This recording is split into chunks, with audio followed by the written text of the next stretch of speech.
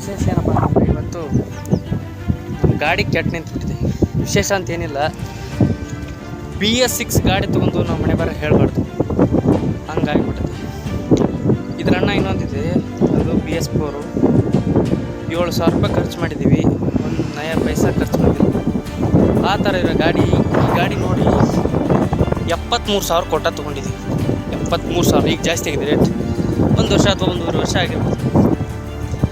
ಈ ದರಿದ್ರ ನನ್ನ ಮಗಂದು ಈ ಬ್ಯಾಟ್ರಿ ಏನಿದೆ ಅಲ್ಲ, ಈ ಶೆಲ್ಪ್ಗೂ ಈ ಕಿಕ್ಗೂ ಸಂಬಂಧ ಇಟ್ಟು ನೋಡಿ ಸೆನ್ಸರ್ ಏನೇ ಇದೆ ಇಲ್ಲಿದಾವೆ ನೋಡಿ. ಇದು ಗಾಡಿ ಪ್ರತಿ ಸಾರಿ ಬ್ಯಾಟ್ರಿ ಪ್ರಾಬ್ಲಮ್ ಬರುತ್ತೆ. ಏನಪ್ಪ ಅಂತಂದರೆ ಇದರ ಸಮಸ್ಯೆ, ಪ್ರತಿದಿನಾನು 10 ಕಿಲೋಮೀಟ್ರ್ ನಿಂದಲಾರ್ದಂಗೆ ಹೋಗ್ಬೇಕಂತ. ಯಾವನಾದರೂ ಬೀದಿ ಬದಿ ವ್ಯಾಪಾರ ಪ್ರತಿದಿನ 10 ಕಿಲೋಮೀಟ್ರ್ ತನ್ನ ವ್ಯಾಪಾರ ಬಿಟ್ಟು 10 ಕಿಲೋಮೀಟ್ರ್ ದೂರ ಹೋಗೋಕ್ಕಾಗುತ್ತಾ? ಅವನ ಮನೆ, ಅವನ ಅಂಗಡಿ, ಅಂಗಡಿ, ಮನೆಯಿಂದ ಅಂಗಡಿಗೆ ಬರೋದು, ಅಂಗಡಿಯಿಂದ ಮನೆಗೆ ಹೋಗೋದು, ಅಷ್ಟೇ ಇರೋದು ಗಾಡಿ ಕೆಲಸ. ಈ ನನ್ನ ಮಗಂದು ಗಾಡಿ ಬಂದು ಕೆಟ್ಟ ಕೆರ ಹಿಡ್ದೋಗಿದೆ. 73,000 ಕೊಟ್ಟು ತೊಗೊಂಡಿದ್ದೀವಲ್ಲ, ಇದಕ್ಕಿಂತ ಜಾಸ್ತಿ ಇದ್ರ ಮೇಲೆ ಖರ್ಚು ಮಾಡಿರೋ ಹಾಗಾಗ್ತದೆ. ಮೊನ್ನೆ ತಾನೇ 1,350 ರೂಪಾಯಿ ಬ್ಯಾಟ್ರಿ ಹೇಳಿದ್ರು. ಅವರು ಹಳೆ ಬ್ಯಾಟ್ರಿ ತೊಗೊಂಡು ಹೊಸ ಬ್ಯಾಟ್ರಿ ಕೊಟ್ಟರೆ 1,350. ಬ್ಯಾಟ್ರಿ ನಮಗೆ ಇರಲ್ಲ ಅಂತ ಹೇಳಿದ್ರೆ ಅವ್ರು ಕೊಡಲ್ಲ ಅಂತಂದರು. ಇಲ್ಲಣ್ಣ ನಮ್ಗೆ ಬೇಕಂತ ಇಸ್ಕೊಂಡೆ. 1,400 ರೂಪಾಯಿ ಆಯಿತು.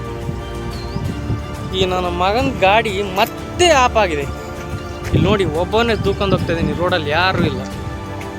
ಅಲ್ಲಿ ಮೇನ್ ರೋಡ್ ಆ ಕಡೆ ಕಾಣುತ್ತೆ ಅಲ್ಲ, ಆ ಕಡೆ ಮೇನ್ ರೋಡ್ ಇದೆ, ಈ ಹೊಲದ ಆ ಕಡೆ ಅಲ್ಲಿ ಏರಿದೆ. ಏರಲ್ಲಿ ದೂಕೋಕ್ಕಾಗಲ್ಲ. ಹಂಗಾಗಿ ಈ ಒಂದು ರೋಡ್ ಅಡ್ಡದಾರಿ ಅಥವಾ ಕ್ಯಾನಲಲ್ಲಿ ಹೋಗ್ತಾ ಇದ್ದೀನಿ. ತುಂಬ ಅಂದರೆ ತುಂಬ ಸಾಕಾಗಿಬಿಟ್ಟಿದೆ ನಮಗಂತೂ. ದರಿದ್ರ ನನ್ನ ಮಗನ ಗಾಡಿ ತೊಗೊಂಡು ಇದಕ್ಕೆ ನಾವು ದುಡಿಯೋದಾಗಿಬಿಟ್ಟಿದೆ. BS4 ಏನೋ ಪೆಟ್ರೋಲ್ ಹಾಕಿಂದ ಇದು ಬರ್ತಲ್ರಿ, ಏನದು ಇಂದು ಆ ಹೊಗೆ ಬರಬಾರ್ದು ಅಂತೇಳಿ ಈ ಗಾಡಿ ತಂದಾರ. ಈ ಗಾಡಿ ನಮ್ಮ ಹೊಗೆ ಅಲ್ಲ, ನಮ್ಮ ದೇಹ ಕತ್ತಂಗೆ ಮಾಡಕತ್ತೈತಿ. ಇಂಥ ದರಿದ್ರ ಗಾಡಿ ತೊಗೊಂಬಿಟ್ಟು ಪ್ರತಿ ಸಾರಿ ಬ್ಯಾಟ್ರಿ ಚಾರ್ಜರ್ ಇಡಬೇಕಂತ, ಬ್ಯಾಟ್ರಿ ಚಾರ್ಜ್ ಇಡಬೇಕಂತ.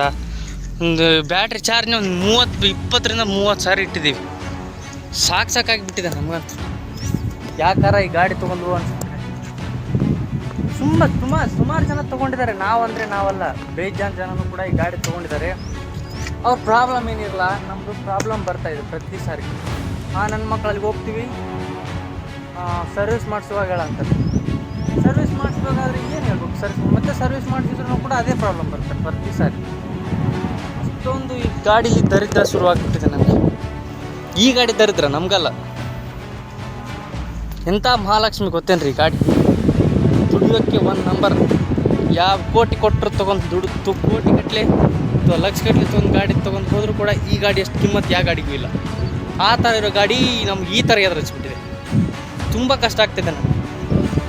ಎಷ್ಟಂದರೆ ಈಗ ಅಲ್ಲಿ ಕಾಣ್ತಾ ಇದೆಯಲ್ವ ಮೂಲೆಗಳ್ಳಿ, ನಿಮಗೆ ಅಲ್ಲಿ ಕಾಣ್ತಾ ಇಲ್ವಾ? ಅಲ್ಲಿ ಕಾಣುತ್ತೆ ನೋಡಿ, ವೈಟ್ ಕಾಣುತ್ತಲ್ಲ, ಅವು ಹಳ್ಳಿ. ಅಲ್ಲಿಂದ ಈ ಕಡೆ ಇಷ್ಟು ದೂರ ಬಂದಿದ್ದೀನಿ. ದೂರ ಬಂದು ಒಂದು 7 ಕಿಲೋಮೀಟ್ರ್ ಗಾಡಿ ದೂಕೊಂಡು ಹೋಗ್ತಾ ಇದ್ದೀನಿ ನಾನು. ಇಂಥ ಪರಿಸ್ಥಿತಿ ಬಂದುಬಿಟ್ಟಿದೆ ನಾನು. ನೋಡಿ ಇಂಥ ಗಾಡಿ ಆಗುತ್ತೆ. ತುಂಬ ಚೆನ್ನಾಗೈತಿ. 2ರಿಂದ 2 ಚೀಲ ಕಾಯಿ ಹಾಕ್ಬೋದು.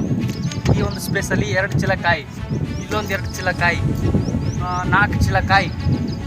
ಕೆಲವೊಂದು ಸಾರಿ ಒಂದು ಏನೇ ಬೇಕಾದ್ರೆ ನೀವು ಹುಲ್ಲು ಬಿಡಿ ಬೇಕಾದಂಗೆ ತರುತ್ತೆ ಸರ್. ಏನು BS6 ಗಾಡಿ ತಂದು ನೋಡಿ, ಅಲ್ಲಿಂದ ಈ ಗಾಡಿ ಇವತ್ತು ಬಂತು. ಇಲ್ಲಿ ಏನೂ ವೆಚ್ಚ ಜಾಸ್ತಿ ಹಾಕಂಗಿಲ್ಲ. ಹೆವಿ ಲೋಡ್ ಆಯ್ತಂದರೆ ಗಾಡಿ ಆಫ್ ಆಗಿಬಿಡುತ್ತೆ. ಇದು ಒಂದು ನನ್ನ ಒಪಿನಿಯನ್ ಆಗಿತ್ತು. ನಿಮ್ಮ ಒಪಿನಿಯನ್ ಏನಾಗಿತ್ತು ಅಂತ ಕಮೆಂಟ್ ಮಾಡಿ ತಿಳಿಸಿ. ಯಾಕೆ ಈ ಗಾಡಿ ಇದೇ ಥರ ಸಮಸ್ಯೆ ಬರ್ತಾಯಿದೆ ಅಂತ ನಾನು ಹೇಳ್ತಾ ಇದ್ದೀನಿಲ್ಲ, ಅಥವಾ ಬ್ಯಾಟ್ರಿ ಪ್ರಾಬ್ಲಮ್, ಗಾಡಿ ಒಳಗೆ ಏನು ಪ್ರಾಬ್ಲಮ್ ಇದೆಯೋ ನನಗಂತೂ ಸರಿಯಾಗಿ ಗೊತ್ತಾಗ್ತಾ ಇಲ್ಲ. ಬಟ್ ಅದನ್ನು ಸರಿಯಾಗಿ ಕೂಡ ಹೇಳ್ತಾ ಇಲ್ಲ. ನೀವಾದರೂ ಕೂಡ ಕರೆಕ್ಟಾಗಿ ಹೇಳಿ. ಅಥವಾ ನೀವು ಯಾರಾದರೂ ಬೈಕ್ ಪರ್ಫೆಕ್ಟ್ ಇದ್ದವರಾದರೆ ಯಾಕೆ ಈ ಗಾಡಿ ಈ ಥರ ಸಮಸ್ಯೆ ಬರ್ತಾಯಿದೆ, ಇಂಥ ಗಾಡಿ ನಮ್ಗೆ ಬೇಕಾ? ನಮ್ಮ ಒಂದು ವ್ಯಾಪಾರ ಏನಪ್ಪ ಅಂತಂದರೆ ಜಸ್ಟ್ ಮನೆಗೆ ಹೋಗೋದು, ಅರ್ಧ ಕಿಲೋಮೀಟರ್ ಅಂದರೆ ಪ್ರತಿ ಸಾರಿ ಮನೆಗೆ ಹೋಗಿ ಗಾಡಿ ಆಫ್ ಮಾಡ್ತೀವಿ, ಮತ್ತು ಅಂಗಡಿ ಬಂದು ಗಾಡಿ ಆಫ್ ಆಗುತ್ತೆ ಅಷ್ಟೇ. ಬೆಳಗ್ಗೆಯಿಂದ ಒಂದು 10ರಿಂದ 20 ಸಾರಿ ಅಡ್ಡಾಡ್ಬೋದು ಅಷ್ಟೇ. ಆದರೆ ಈ ಗಾಡಿ ಮಾತ್ರ ಪ್ರತಿ ಸಾರಿ ಇದೇ ಸಮಸ್ಯೆ ಬರುತ್ತೆ. ಯಾಕೆ ಈ ಸಮಸ್ಯೆ ಬರ್ತಾಯಿದೆ ಅಂತ ನೀವು ಮಾತ್ರ ಹೇಳಬೇಕು, ಕಮೆಂಟ್ ಮಾಡಿ. ಇಲ್ಲಾಂದರೆ ನಿಮಗೆ ಯಾವ್ದು, ಅಥವಾ ಬ್ಯಾಟ್ರಿ ಅಥವಾ ಈಗೇನು ಬಂದಿದೆ ಅಲ್ವಾ ಚಾರ್ಜರ್, ಅದರಲ್ಲಿ ಯಾವ ಗಾಡಿ ಚೆನ್ನಾಗಿರುತ್ತೆ ಅಂತ ನೀವು ಹೇಳಿ. 40,000 ರೂಪಾಯಿ ಕೂಡ ಗಾಡಿ ಸಿಗ್ತಾ ಅಂತ ಕೇಳಿದ್ದೀನಿ. ಬಟ್ ಗಾಡಿ ಅಷ್ಟೊಂದು ತೂಕ ಹಿಡಿಯಲ್ಲ. ನಮಗೆ ಲೋಡು ಜಾಸ್ತಿ ಇರೋ ಗಾಡಿ ಬೇಕು. ಲೋಡ್ ಬೇಕಂದರೆ ನಾವು ಲೋಡ್ ಜಾಸ್ತಿ ಹಾಕ್ತೀವಿ. ಆ ಥರದ ಗಾಡಿ ಎಲೆಕ್ಟ್ರಿಕಲ್ಲಿ ನನಗನ್ಸಿದ ಮಟ್ಟಿಗೆ ಓಲಾ ಗಾಡಿ ಚೆನ್ನಾಗಿದೆ. ಬಟ್ ಅದರಲ್ಲಿ ಜನರ ಮಧ್ಯೆ ಇರುವಂಥ ಕರೆಕ್ಷನ್ಸ್ ಅಥವಾ ತಪ್ಪು ತಿಳುವಳಿಕೆ ಅನ್ನೋದಕ್ಕಿಂತ ಗಾಡೀಲಿ ಪ್ರಾಬ್ಲಮ್ ಜಾಸ್ತಿ ಅಂತ ನಾನು ಕೇಳ್ಪಟ್ಟಿದ್ದೀನಿ.